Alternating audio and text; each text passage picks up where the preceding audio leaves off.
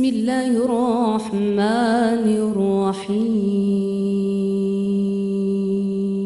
السلام علیکم دوستوں، نئے آنے والے معزز سامعین سے گزارش ہے کہ جنہوں نے ابھی تک ہمارے چینل کو سبسکرائب نہیں کیا، برائے مہربانی ہمارے چینل کو سبسکرائب کریں اور بیل آئیکن کو ضرور پریس کریں تاکہ ہر نئی آنے والی ایپیسوڈ آپ کو بر وقت مل سکے۔ ناول روزی راسکل، مصنف مظہر کلیم ایم اے، ایپیسوڈ 2۔ کیا مطلب؟ سر سلطان نے چونک کر کہا۔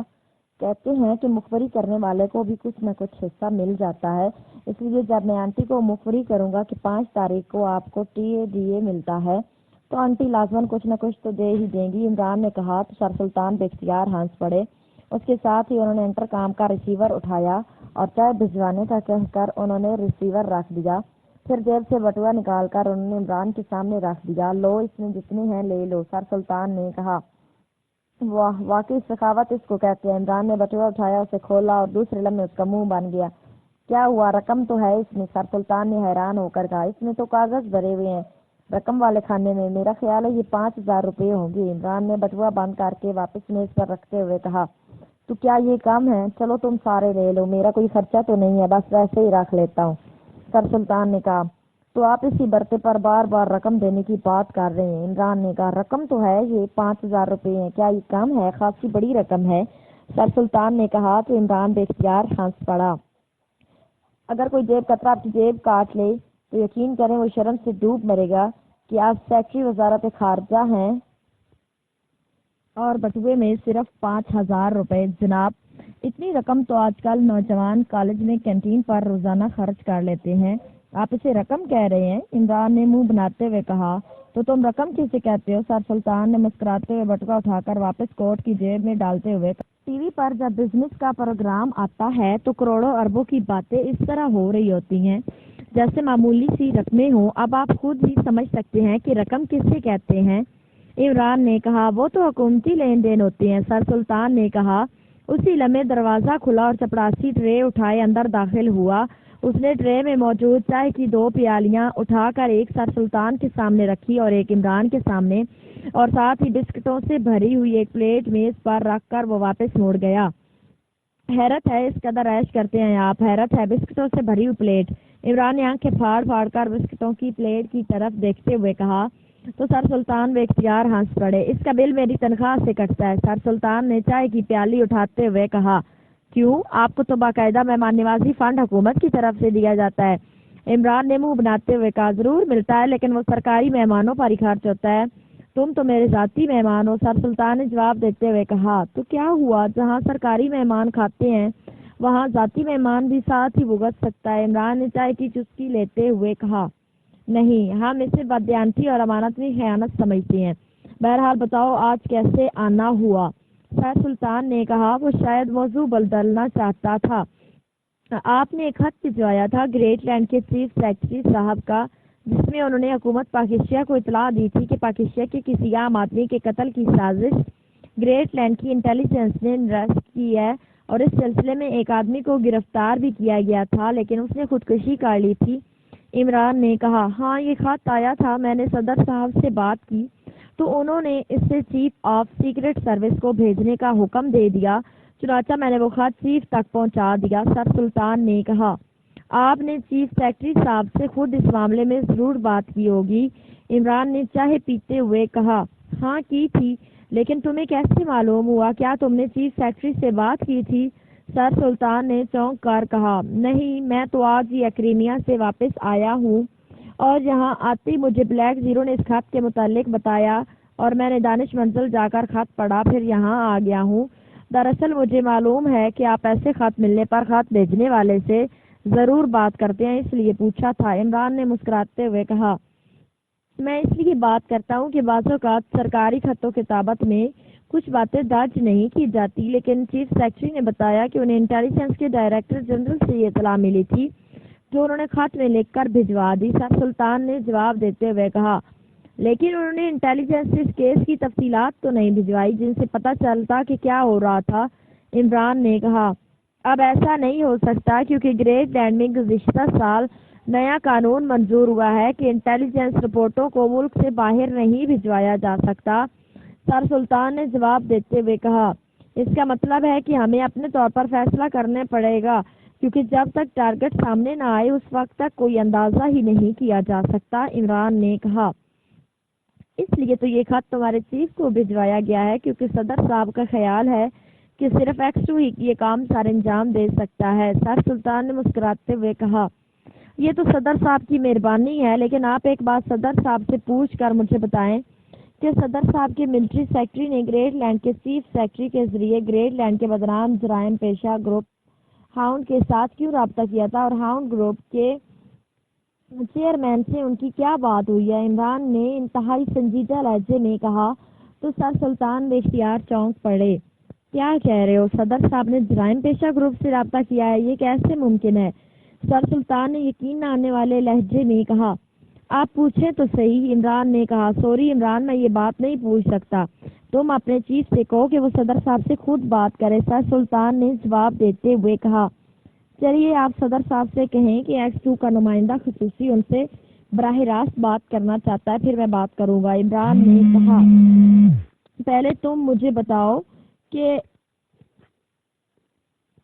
تم نے یہ بات کیوں کی؟ صدر صاحب کو میں اچھی طرح جانتا ہوں، وہ تو ایسا سوچ بھی نہیں سکتے، سر سلطان نے ہونٹ چباتے ہوئے کہا۔ تو عمران نے جیب میں ہاتھ ڈالا اور پھر وہی کاغذ نکال کر اس نے سر سلطان کے سامنے رکھ دیا جو اس نے ہوٹل گرانڈ کے کمرہ نمبر 18 میں موجود لاش کے بوٹ سے نکالا تھا۔ سر سلطان نے کاغذ اٹھایا اور اسے پڑھنا شروع کر دیا۔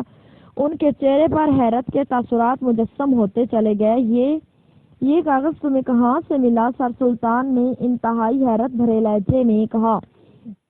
آپ نے اسے پڑھ لیا ہے نا؟ اب بتائیں کہ یہ کیا ہے؟ کیا اس پر صدر صاحب کے دستخط نہیں ہیں؟ عمران نے تلخ لہجے میں کہا۔ دستخط تو صدر صاحب کے ہی ہیں، میں ان کے دستخط پہچانتا ہوں، لیکن یہ خط صدر صاحب نہیں لکھ سکتے۔ یہ ضرور کوئی گہری سازش ہے۔ تمہیں یہ کاغذ کہاں سے ملا ہے؟ سر سلطان نے کہا۔ ہاؤنڈ گروپ کے ایک آدمی سے، عمران نے جواب دیا۔ پھر تو تمہاری بات ٹھیک معلوم ہوتی ہے، لیکن صدر صاحب کو ایسا لکھنے کی کیا ضرورت تھی؟ سر سلطان نے انتہائی الجھے ہوئے لہجے میں کہا۔ آپ میری بات کرائیں، پھر بات صاف ہوگی، ورنہ اس خط کی حد تک تو صرف صدر صاحب کی حیثیت اور عہدہ مشکوک ہو جاتا ہے، عمران نے کہا۔ تو سر سلطان نے سر ہلا دیا اور پھر ریسیور اٹھا لیا۔ یس سر۔ دوسری طرف سے پی اے کی آواز سنائی دی۔ پریزیڈنٹ ہاؤس، فون کر کے صدر صاحب کے ملٹری سیکرٹری سے میری بات کراؤ، سر سلطان نے کہا اور ریسیور رکھ دیا۔ آپ نے ملٹری سیکرٹری سے سلسلے میں کوئی بات نہیں کرنی، عمران نے کہا۔ تو سر سلطان نے اس بات میں سر ہلا دیا۔ تھوڑی دیر بعد فون کی گھنٹی بج اٹھی تو سر سلطان نے ہاتھ بڑھا کر ریسیور اٹھا لیا، پھر انہوں نے لاؤڈر کا بٹن آن کر دیا۔ یس، سر سلطان نے کہا۔ ملٹری سیکرٹری ٹو پریزیڈنٹ سے بات کریں جناب، دوسری طرف سے پی اے نے مؤدبانہ لہجے میں کہا۔ ہیلو، میں ملٹری سیکرٹری راشد خان بول رہا ہوں۔ چند لمحوں بعد ایک بھاری سی آواز سنائی دی۔ سلطان بول رہا ہوں خان صاحب، صدر صاحب سے چیف آف سیکرٹ سروس کے نمائندہ خصوصی ایک عام مسئلے پر براہ راست بات کرنا چاہتے ہیں، وہ اس وقت میرے آفس میں موجود ہیں، آپ پلیز صدر صاحب سے ان کی بات کرا دیں، سر سلطان نے کہا۔ بہتر، میں بات کراتا ہوں صدر صاحب سے، دوسری طرف سے کہا گیا، اور اس کے ساتھ ہی لائن پر خاموشی چھا گئی۔ ہیلو سر سلطان، کیا آپ لائن پر ہیں؟ تھوڑی دیر بعد ملٹری سیکرٹری کی آواز سنائی دی۔ یس، سر سلطان نے جواب دیا۔ صدر صاحب سے بات کریں، دوسری طرف سے کہا گیا۔ سلطان بول رہا ہوں سر، سر سلطان نے انتہائی مؤدبانہ لہجے میں کہا۔ سر سلطان، کیا مسئلہ ہے؟ صدر صاحب کی باوقار آواز سنائی دی۔ سر، چیف آف سیکرٹ سروس کے نمائندہ خصوصی علی عمران صاحب میرے آفس میں تشریف لائے ہیں، وہ چیف کی طرف سے آپ سے براہ راست کوئی اہم بات کرنا چاہتے ہیں، سر سلطان نے انتہائی مؤدبانہ لہجے میں کہا۔ کرائیے بات، صدر صاحب نے کہا۔ جناب، میرا نام علی عمران ہے اور مجھے ایکس2 صاحب نے اپنا نمائندہ خصوصی بنا رکھا ہے، حالانکہ میں نے تو کئی بار ان سے کہا ہے کہ مجھ میں تو کوئی ایسی خصوصیت نہیں ہے، اس لیے وہ مجھے نمائندہ خصوصی کی بجائے نمائندہ عمومی بنا دیں، لیکن وہ نہیں مانتے۔ بہرحال میں اس وقت چیف کا نمائندہ خصوصی ہوں، اور پوچھنا یہ ہے کہ آپ نے ملٹری سیکرٹری کے ذریعے گریٹ لینڈ کے چیف سیکرٹری سے رابطہ کیا، اور اس رابطے کے ذریعے آپ کا رابطہ گریٹ لینڈ کی مشہور جرائم پیشہ تنظیم ہاؤنڈ گروپ کے چیئرمین سے ہوا، اور پھر آپ نے چیئرمین صاحب کو ذاتی طور پر ایک خط لکھا۔ اس خط میں آپ نے ہاؤنڈ گروپ کے چیئرمین سے درخواست کی کہ وہ اپنی تنظیم کا انتہائی تربیت یافتہ فرد فوری پاکیشیا بھجوائے تاکہ اس کی مدد سے یہاں کے ایک عام آدمی کو ختم کرایا جا سکے، اور رابطے کے لیے وہی خط ہی شناخت کے طور پر طے کیا گیا تھا۔ چنانچہ ہاؤنڈ گروپ کے چیئرمین نے اپنا ایک آدمی ہے جس کا نام ٹیری ہاؤنڈ تھا جہاں بھیجا تاکہ وہ آپ سے مل کر منصوبے کی تفصیلات طے کر سکے۔ چیف آف سیکرٹ سروس کو اس کی اطلاع مل گئی اور وہ آدمی بھی ٹریس ہو گیا جو یہ خط لے کر یہاں آپ سے ملاقات کے لیے آ رہا تھا، لیکن وہ آدمی یہاں ایک ذاتی جھگڑے میں ہلاک ہو گیا۔ بہرحال یہ خط اس سے برآمد ہو گیا ہے جو اس وقت میرے پاس ہے۔ آپ سے صرف یہ پوچھنا تھا کہ کیا یہ خط واقعی آپ نے لکھا ہے، اور اگر لکھا ہے تو اس کا پس منظر کیا ہے؟ عمران نے جواب دیتے ہوئے کہا، پہلے تو اس نے اپنی عادت کے مطابق مذاق میں بات کا آغاز کیا تھا، لیکن جب سر سلطان نے آنکھیں نکالی تو وہ سنجیدہ ہوتا چلا گیا اور آخر میں اس کا لہجہ واقعی بے حد سنجیدہ ہو گیا تھا۔ مسٹر عمران، نہ ہی میں نے یا میرے ملٹری سیکرٹری نے گریٹ لینڈ کے چیف سیکرٹری سے رابطہ کیا ہے، اور نہ ہی میں کسی ہاؤنڈ گروپ کو جانتا ہوں، اور نہ ہی میں نے کوئی ذاتی خط لکھا ہے۔ جب سے میں نے صدارت کا عہدہ سنبھالا ہے میں نے ذاتی خط سرے سے لکھا ہی نہیں۔ آپ ایسا کریں کہ سر سلطان کے ساتھ میرے پاس تشریف لائیں اور مجھے خط دکھائیں تاکہ میں اسے دیکھ سکوں۔ ایکسو صاحب کو میری طرف سے کہہ دیں کہ یہ سب کچھ کسی گہری سازش کے سوا اور کچھ نہیں ہے۔ صدر صاحب نے انتہائی تحمل اور بردباری سے جواب دیتے ہوئے کہا، ٹھیک ہے، سر سلطان صاحب سے کہہ دیں کہ وہ مجھے اپنی سرکاری کار میں بٹھا کر لے آئیں۔ مجھے تو آج بڑی مشکل سے تھوڑا سا پیٹرول ادھار ملا ہے۔ اگر میں اپنی کار میں پریزیڈنٹ ہاؤس آیا تو مجھے واپس پیدل ہی آنا پڑے گا، عمران نے کہا اور ریسیور سر سلطان کی طرف بڑھا دیا جن کا چہرہ غصے سے سرخ ہو رہا تھا۔ سر آپ مائنڈ نہ کریں سر، میں اس کی جگہ آپ سے معافی مانگتا ہوں۔ اس عمران کی عادت ہی ایسی ہو گئی ہے کہ یہ مذاق کرنے سے باز نہیں آ سکتا۔ سر سلطان نے ریسیور لے کر انتہائی معذرت خانہ لہجے میں کہا، میری ان سے ملاقات ہو چکی ہے سر سلطان، اس لیے مجھے معلوم ہے کہ عمران صاحب کیسی طبیعت کے آدمی ہیں۔ معذرت کی ضرورت نہیں، لیکن جو کچھ انہوں نے کہا ہے آپ انہیں ساتھ لے کر فوراً میرے پاس پہنچیں۔ صدر صاحب نے جواب دیا اور اس کے ساتھ ہی رابطہ ختم ہو گیا تو سر سلطان نے ریسیور رکھ دیا۔ پھر وہ عمران کو کاٹ کھانے والی نظروں سے دیکھنے لگے جس کے چہرے پر ایسی معصومیت طاری تھی جیسے اسے دنیا کی ہوا ہی نہ لگی ہو۔ کیا اب تم آؤٹ آف کنٹرول ہوتے جا رہے ہو؟ کیا تمہیں معلوم نہیں تھا کہ تم ملک کے صدر سے بات کر رہے ہو؟ سر سلطان آخرکار پھٹ پڑے۔ ملک کے صدر؟ اوہو، تو کیا واقعی وہ ملک کے صدر تھے؟ Very sad. آپ نے پہلے کیوں نہیں بتایا؟ میں سمجھا کسی انجمن یتیم خانے کے صدر ہوں گے۔ اوہ، یہ تو واقعی بہت برا ہوا۔ عمران نے اس طرح اچھلتے ہوئے کہا جیسے اسے واقعی پہلی بار معلوم ہوا ہو کہ وہ ملک کے صدر سے بات کر رہا تھا۔ سنو عمران، میں سب کچھ برداشت کر سکتا ہوں لیکن پروٹوکول کے خلاف کوئی بات برداشت نہیں کر سکتا، سمجھے؟ سر سلطان نے شدید غصے کے عالم میں کہا، پروٹوکول؟ یہی لفظ کہا ہے نا آپ نے، لیکن کول کا مطلب تو ہے کوئلہ ہوتا ہے، پروٹو کا مطلب ہے ہوا۔ عمران نے بڑے معصوم سے لہجے میں کہا تو سر سلطان ایک جھٹکے سے کرسی سے اٹھے اور مڑ کر ریٹائرنگ روم کی طرف بڑھ گئے۔ آئی ایم سوری سر سلطان، آئندہ آپ کو اس بارے میں کوئی شکایت نہ ہوگی، عمران نے اچانک انتہائی سنجیدہ لہجے میں کہا، کیونکہ اس نے محسوس کر لیا تھا کہ سر سلطان سے اب غصہ واقعی برداشت سے باہر ہو چکا ہے، اس لیے اگر انہیں فوری طور پر ٹھنڈا نہ کیا گیا تو ہو سکتا ہے کہ ان کا نروس بریک ڈاؤن ہو ہی جائے۔ تم بچے نہیں ہو، سمجھے؟ تمہیں خیال رکھنا چاہیے۔ اگر میں تم سے ہنس کر بات کر لیتا ہوں یا مذاق کر لیتا ہوں تو اس کا یہ مطلب نہیں ہے کہ تم صدر صاحب سے بھی مذاق کرنا شروع کر دو، اور وہ بھی میری موجودگی میں۔ سر سلطان نے مڑ کر پھاڑ کھانے والے لہجے میں کہا، آئی ایم سوری، میں نے کہہ دیا ہے کہ آئندہ آپ کو کوئی شکایت نہیں ہوگی۔ اس بار معذرت قبول کر لیں، میں صدر صاحب سے بھی ذاتی طور پر معذرت کر لوں گا۔ عمران نے اٹھ کر کھڑے ہوتے ہوئے انتہائی سنجیدہ لہجے میں کہا تو سر سلطان کے چہرے پر موجود شدید ترین غصے کے تاثرات آہستہ آہستہ نارمل ہوتے چلے گئے۔ آؤ میرے ساتھ، سر سلطان نے کہا اور اس دروازے کی طرف بڑھ گئے جہاں سے وہ لفٹ کے ذریعے پوش تک پہنچے تھے۔ عمران خاموشی سے ان کے پیچھے چل رہا تھا۔ تھوڑی دیر بعد عمران سر سلطان کے ساتھ کار میں بیٹھا پریزیڈنٹ ہاؤس کی طرف بڑا چلا جا رہا تھا۔ سر سلطان اگلی سیٹ پر بیٹھے ہوئے تھے جبکہ عمران ڈرائیور کے ساتھ والی سیٹ پر بیٹھا تھا۔ گو سر سلطان نے اسے بھی پیچھے بیٹھنے کے لیے کہا تھا لیکن عمران نے معذرت کر لی اور وہ آگے بیٹھ گیا۔ سر سلطان نے بھی شاید اس لیے اصرار نہ کیا تھا کہ ڈرائیور کی موجودگی میں وہ بات نہ کرنا چاہتے ہوں گے۔ پریزیڈنٹ ہاؤس پہنچ کر انہیں فوری طور پر صدر صاحب کے خصوصی میٹنگ روم میں پہنچا دیا گیا۔ آئیے آئیے تشریف لائیے، صدر صاحب نے ان کے دروازے میں داخل ہوتے ہی مسکراتے ہوئے کہا اور اٹھ کر باقاعدہ ان دونوں سے مسافہ کیا۔ عمران اور سر سلطان دونوں نے رسمی فکرے ادا کیے اور پھر وہ میز کی دوسری طرف کرسیوں پر بیٹھ گئے۔ سر سلطان تو بڑے معتبانہ انداز میں بیٹھے ہوئے تھے، جبکہ عمران صوفے والی کرسی پر قدر اطمینان سے بیٹھا ہوا تھا۔ وہ خط کہاں ہے عمران صاحب جس کا ذکر آپ نے کیا تھا؟ صدر صاحب نے عمران سے مخاطب ہو کر کہا تو عمران نے جیب سے وہ کاغذ نکالا اور اٹھ کر صدر صاحب کے سامنے رکھ دیا اور پھر دوبارہ جا کر صوفے پر بیٹھ گیا۔ صدر صاحب نے خط اٹھا کر پڑھنا شروع کر دیا۔ ان کے چہرے پر انتہائی حیرت کے تاثرات ابھر آئے تھے۔ یہ دستخط تو واقعی میرے ہیں اور لکھائی بھی مجھے اپنی ہی لگتی ہے، لیکن میں نے تو نہیں لکھا، یہ کیا سلسلہ ہے؟ صدر صاحب نے خط واپس میز پر رکھتے ہوئے انتہائی پریشان سے لہجے میں کہا، سر جب عمران صاحب نے مجھے یہ خط دکھایا تو میں بھی بے حد پریشان ہوا تھا۔ سر سلطان نے مدبانہ لہجے میں کہا، یہ تو کوئی گہری سازش لگتی ہے۔ عمران صاحب کے فون کے بعد میں نے ملٹری سیکرٹری کو بلا کر دریافت کیا ہے، اس نے بھی انکار کیا ہے۔ آخر یہ کیا سلسلہ ہے؟ کیوں عمران صاحب؟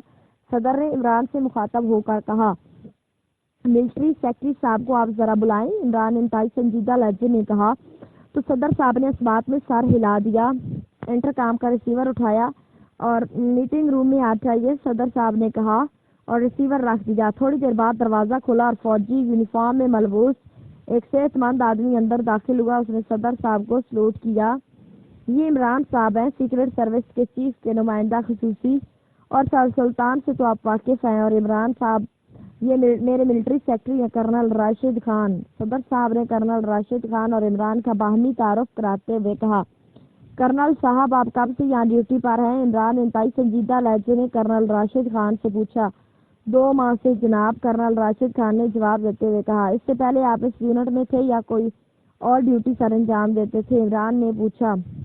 جی میں اس پوسٹ پر تعینات ہونے سے پہلے گریٹ لینڈ میں پاکیزہ کے سفارت خانے میں ملٹری اتاشی تھا، کرنل راشد خان نے جواب دیتے ہوئے کہا۔ وہاں آپ کے گریٹ لینڈ کے چیف سیکرٹری راجر سے تعلقات تو ہوں گے؟ عمران نے کہا، تعلقات تو نہیں تھے جناب، البتہ ان سے اکثر ملاقات ہوتی رہتی تھی، کرنل راشد خان نے جواب دیتے ہوئے کہا۔ صدر صاحب کے سامنے میز پر خط پڑا ہوا ہے، آپ اسے دیکھیں اور مجھے بتائیں کہ یہ خط کس نے لکھا ہے؟ عمران نے کہا، یہ لو دیکھو۔ صدر صاحب نے اپنے سامنے پڑا ہوا خط اٹھا کر کرنل راشد خان کی طرف بڑھاتے ہوئے کہا تو کرنل راشد خان نے خط لیا اور پھر جیسے ہی اس کی نظریں خط پر پڑی وہ اختیار چونک پڑا، لیکن دوسرے لمحے اس کا چہرہ اسپاٹ ہو گیا۔ جی یہ تو صدر صاحب کا ذاتی خط لگتا ہے، کرنل راشد نے کہا۔ کرنل راشد، ہاؤنڈ گروپ کے چیف لارڈ میکانڈو کے ساتھ آپ کی ہونے والی تمام بات چیت کی ٹیپ سیکرٹ سروس کے چیف کے پاس پہنچ چکے ہیں، اس لیے آپ کی حق میں بہتر یہی ہے کہ آپ اصل حالات بتا دیں۔ میں آپ کو ضمانت دیتا ہوں کہ آپ کا کورٹ مارشل نہیں کیا جائے گا۔ عمران نے 127 سرد لہجے میں کہا، کیا کہہ رہے ہیں آپ؟ کیا مطلب ہے آپ کا؟ کرنل راشد نے اچھلتے ہوئے کہا، اس کے ساتھ ہی وہ تیزی سے دروازے کی طرف بڑھا، لیکن دوسرے لمحے وہ یکلخت چیختا ہوا اچھل کر نیچے قالین پر گرا۔ عمران کسی سپرنگ کی طرح صوفے سے اچھلا تھا اور پھر کرنل راشد خان ہوا میں اڑتا ہوا ایک دھماکے سے نیچے گرتا ہوا دکھائی دے رہا تھا۔ صدر صاحب اور سر سلطان بے اختیار وہ کھلا کر اٹھ کھڑے ہوئے تھے۔ بولو، یہ سب کچھ بتا دو۔ عمران نے اس کی گردن پر پیر رکھ کر موڑتے ہوئے کہا، تو تم مجھ سے کچھ معلوم نہ کر سکو گے؟ کرنل راشد نے کھرکھراہٹ بھرے لہجے میں کہا اور اس کے ساتھ ہی اس کے منہ کے کناروں سے نیلے رنگ کے بلبلے سے نکلنے لگے اور عمران نے جھٹکے سے پیر ہٹایا، لیکن اسی لمحے کرنل راشد کے جسم نے ایک جھٹکا کھایا اور اس کے ساتھ ہی وہ ساکت ہو گیا۔ اس کی گردن ڈھڑک چکی تھی۔ صدر مملکت اور سر سلطان دونوں بوت بنے کھڑے تھے۔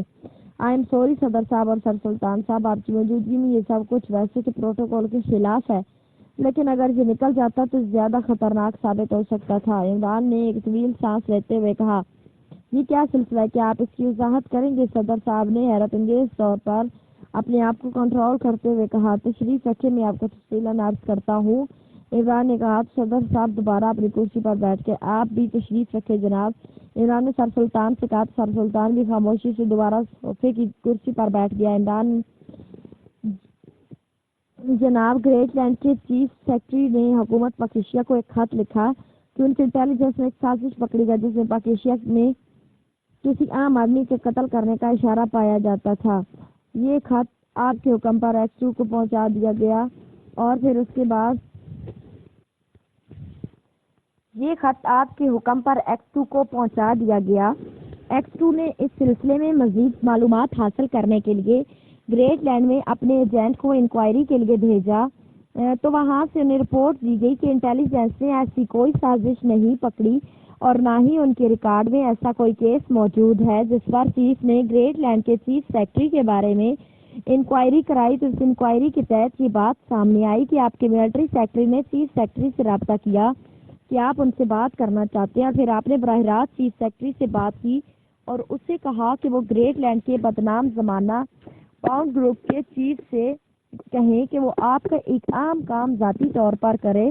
چیف سیکرٹری نے اس سلسلے میں ہاؤنڈ گروپ کے چیف سے رابطہ کیا تو ہاؤنڈ گروپ کے چیف نے یہ شرط رکھ دی کہ صدر صاحب ذاتی طور پر انہیں خط لکھیں تاکہ اسے یقین ہو کہ صدر صاحب واقعی یہ کام ذاتی حیثیت سے کرانا چاہتے ہیں، کیونکہ ہاؤنڈ گروپ کے چیف کو یہ خطرہ تھا کہ کہیں اسے یا اس کی تنظیم کو کسی خاص ٹریپ میں نہ پھنسایا جا رہا ہو۔ چیف سیکرٹری نے یہ بات آپ کو کہہ دی۔ آپ نے ایک ذاتی خط لکھ کر چیف تک پہنچا دیا۔ اس پر ہاؤنڈ گروپ نے وہی خط بطور شناخت اپنے خاص آدمی کو پاکیشیا بھجوا دیا تاکہ وہ آپ سے مل کر جو کام آپ کرانا چاہتے ہیں ان کی تفصیلات معلوم کر سکیں اور پھر وہ کام کر دے۔ اس اطلاع کے ساتھ ہی اس آدمی کے بارے میں بھی تفصیلات مہیا کر دی گئی جو خط لے کر یہاں آ رہا تھا۔ اس آدمی کا نام ٹیری تھا، لیکن اس گروپ کے آدمی اپنی مخصوص شناخت کے لیے اپنے ناموں کے ساتھ ہاؤنڈ کا لفظ بھی لگاتے ہیں۔ یہاں پڑتال کی گئی اور ٹیری ہاؤنڈ نامی آدمی کے بارے میں معلومات حاصل کی۔ اس نام کا آدمی گریٹ لینڈ سے یہاں آ کر جہاں ایک بڑے ہوٹل میں ٹھہرا ہے، اور اس نے اس ہوٹل سے آپ کی ملٹری سیکرٹری سے فون پر رابطہ کیا اور ملٹری سیکرٹری نے اسے آج رات کو سینئر آفیسر کلب میں ملاقات کا وقت دیا۔ اس کے بعد صرف اتنا معلوم ہوا تھا کہ ٹیری ہاؤنڈ کی یہاں کی مقامی عورت روزی راسکل سے ملاقات ہوئی اور ان دونوں کے اکٹھے اس ہوٹل میں جاتے دیکھا گیا۔ پھر اس کے بعد اس ٹیری ہاؤنڈ کا کوئی پتہ نہ چل رہا تھا، چنانچہ اس عورت کے بارے میں معلومات حاصل کی۔ پھر اس عورت کو ٹریس کیا گیا تو اس عورت نے بتایا کہ ٹیری ہاؤنڈ اس عورت کو لے کر گرانڈ ہوٹل گیا تھا۔ وہاں ایک کمرہ کسی پارکر کے نام سے بک تھا۔ وہاں اس ٹیری ہاؤنڈ نے اس عورت کی دست درازی کی کوشش کی تو اس عورت نے اسے ہلاک کر دیا اور اس کی لاش ابھی تک ہوٹل گرانڈ کے کمرے میں موجود ہے۔ چنانچہ وہاں چیکنگ کی گئی تو ٹیری ہاؤنڈ کی لاش وہاں موجود تھی۔ چونکہ گریٹ لینڈ سے یہ رپورٹ مل چکی تھی کہ وہ خط ٹیری ہاؤنڈ نے اپنے بوٹ کے تلے میں چھپایا ہوا ہے، اس لیے وہاں سے یہ خط حاصل کیا گیا۔ اس کے بعد چیف نے مجھے یہ خط دے کر سر سلطان صاحب کے پاس بھجوایا تاکہ اس آدمی کو ٹریس کیا جا سکے جس نے آپ کی طرف سے یہ ساری کارروائی کی ہے۔ چیف کا خیال تھا کہ یہ کام آپ کے ملٹری سیکرٹری کا ہے، وہ کسی خاص سازش میں اعلی کار بنا ہوا ہے۔ چنانچہ میں سر سلطان صاحب کے پاس یہاں آیا، ملٹری سیکرٹری کو بلوایا گیا، آپ کے سامنے بات چیت ہوئی۔ میں نے اسے خط دکھایا اور وہ یہ خط دیکھ کر چونکا، لیکن اس نے اپنے آپ پر قابو پا لیا۔ لیکن خط دیکھ کر اس کے چہرے اور آنکھوں میں پیدا ہونے والے تاثرات نے یہ بتا دیا کہ وہ واقعی اس سازش میں کسی نہ کسی انداز میں بہرحال ملوث ہے۔ اس کے بعد جو کچھ ہوا آپ کے سامنے ہوا۔ ویسے مجھے یہ اندازہ نہ تھا کہ اس ملٹری سیکرٹری نے اپنے دانتوں میں زہریلا کیپسول چھپایا ہوا ہوگا اور یہ مر جائے گا، ورنہ میں اس کا بھی بندوبست کر لیتا۔ عمران نے بڑے سنجیدہ لہجے میں تفصیل بتاتے ہوئے کہا، کیا آپ کے پاس واقعی وہ کیسٹ موجود ہے جن میں اس نے چیف سیکرٹری سے گفتگو کی تھی؟ صدر صاحب نے ہونٹ چباتے ہوئے کہا، جی نہیں، کیسٹ ہوتی تو پھر پوچھ گچھ کی ضرورت ہی نہ رہتی، اسے اچانک اور فوری گرفتار کر لیا جاتا۔ انکوائری کرنے والوں نے گریٹ لینڈ کے چیف سیکرٹری کی پرسنل سیکرٹری سے یہ ساری معلومات حاصل کی تھی۔ جو کچھ میں نے پہلے آپ کو بتایا ہے وہ سب کچھ اسی نے بتایا تھا۔ کیسٹ کی بات تو میں نے ملٹری سیکرٹری کو ٹٹولنے کے لیے کی تھی، عمران نے جواب دیا، لیکن یہ سازش کیا تھی اور اس میں مجھے اس انداز میں استعمال کرنے کی کیوں سازش کی گئی؟ ظاہر ہے میں نے تو کسی چیف سیکرٹری سے نہ بات کی ہے اور نہ ہی یہ خط لکھا ہے۔ کیا مجھے اس انداز میں استعمال کیے بغیر ان کی سازش مکمل نہیں ہو سکتی تھی؟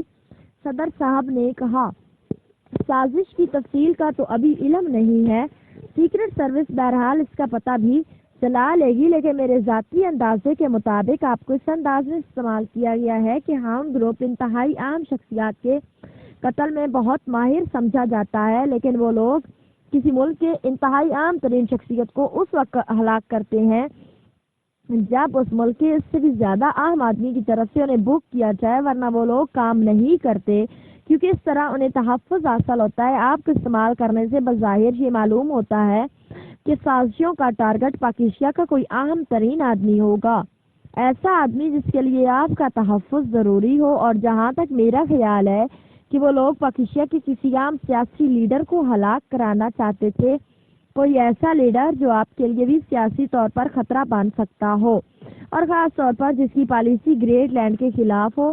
اور ان پوائنٹس پر غور کیا جائے تو پھر ایک ہی شخصیت سامنے آتی ہے، اور وہ ہیں جناب نصیب احمد خان صاحب، جو آپ کی مخالف سیاسی پارٹی کے سربراہ بھی ہیں، جنہوں نے آپ کے خلاف صدارت کا الیکشن بھی لڑا تھا، اور جو اس بات کے بھی مخالف ہیں کہ پاکیزیہ گریٹ لینڈ کی سربراہی میں بننے والی ایشیائی اتحاد میں شامل ہو جائے۔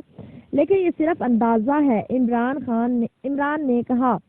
نہیں، ایسا کیسے ہو سکتا ہے؟ پہلی بات تو یہ کہ ابھی آئندہ صدارتی انتخاب میں کافی عرصہ پڑا ہے، اور دوسری بات یہ کہ ان کی سیاسی مخالفت میرے ساتھ یا میری سیاسی پارٹی کے ساتھ ہے۔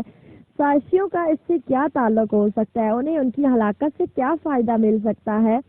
صدر صاحب نے ہوٹ چباتے ہوئے کہا، آپ کو تو صرف اس لیے استعمال کیا گیا ہے کہ اس طرح چیف سیکرٹری اور ہاؤس گروپ مطمئن ہو جائے گا۔ ہو سکتا ہے کہ یہ سازش ان کی اپنی پارٹی کے اندر سے ہو رہی ہو، انہیں راستے سے ہٹانے کے لیے، عمران نے جواب دیا۔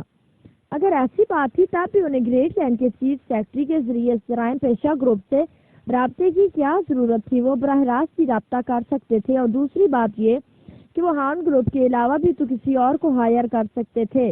صدر صاحب نے کہا، جناب آپ کو علم نہیں ہے، اصل میں ہاؤن گروپ گریٹ لینڈ کی سرکاری تنظیم ہے، لیکن اسے جرائم پیشہ گروپ کی صورت دی گئی ہے۔ حکومت اپنے کام ان سے کراتی رہتی ہے، اور اس سلسلے میں چیف سیکرٹری کے ذریعے ہی ان سے رابطہ ہو سکتا ہے اور کسی طرح نہیں۔ لیکن یہ سب اندازے ہی ہیں، جب سازش کی اصل صورتحال سامنے آئے گی تب معلوم ہوگا کہ یہ سب کیا تھا، عمران نے کہا۔ تو پھر چیف سیکرٹری نے یہ خط کیوں بھیجا تھا جس میں پاکیزیہ کے کسی اہم آدمی کے قتل کا اشارہ تھا؟ اس طرح تو انہوں نے خود اپنے خلاف انکوائری کرائی، صدر صاحب نے کہا۔ جناب یہ تو بڑی سادہ سی بات ہے، عام طور پر ایسے خطوط انٹیلیجنس سے یا کسی سرکاری ایجنسی کو بھجوا دیے جاتے ہیں جنہیں فائل کر دیا جاتا ہے۔ اس طرح کل کو اگر گریٹ لینڈ پر کوئی شبہ آتا بھی صحیح تو یہ خط وہ اپنے ثبوت میں پیش کر کے اپنے آپ کو صاف بچا لیتے۔ عمران نے مسکراتے ہوئے کہا، اور صدر صاحب نے اس بات میں سر ہلا دیا۔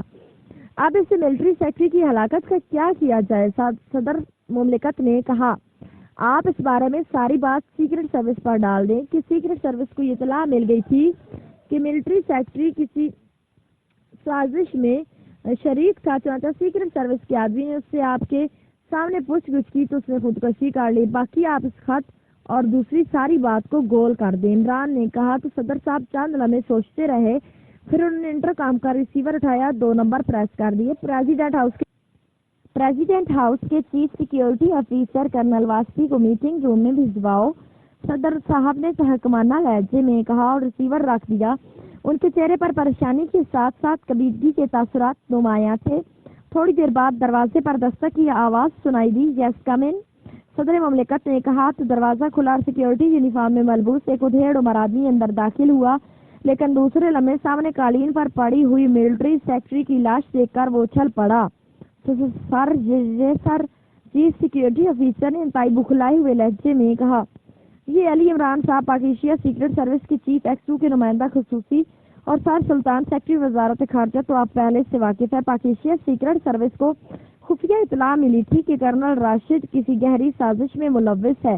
انہوں نے مجھ سے رابطہ کر کے ملٹری سیکرٹری کو گرفتار کرنے کی اجازت طلب کی۔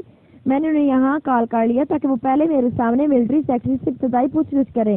اگر مجھے احساس ہوا کہ واقعی ان کا شک درست ہے تو میں گرفتاری کی اجازت دے دوں گا، ورنہ نہیں۔ چنانچہ انہوں نے یہاں میرے سامنے ان سے پوچھ گچھ کی تو انہوں نے دانت میں چھپائے ہوئے کیپسول سے خودکشی کر لی۔ آپ ان کی لاش یہاں سے لے جائیں اور جو کچھ میں نے کہا ہے ایسی رپورٹ تیار کرائیں، اور پھر ان کا پوسٹ مارٹم کرا کر لاش ان کے وارثوں کے حوالے کر دیں، صدر صاحب نے چیف سیکیورٹی افیسر سے کہا۔ یس سر، چیف سیکیورٹی افیسر نے کہا۔ آپ سیکرٹ سروس کے چیف کو میرا پیغام پہنچوا دیں کہ وہ جلد از جلد اس سلسلے میں کارروائی کو انجام تک پہنچائیں۔ صدر مملکت نے اٹھتے ہوئے عمران سے کہا، اور اس کے ساتھ ہی وہ تیز تیز قدم اٹھاتے عقبی دروازے سے دوسرے کمرے میں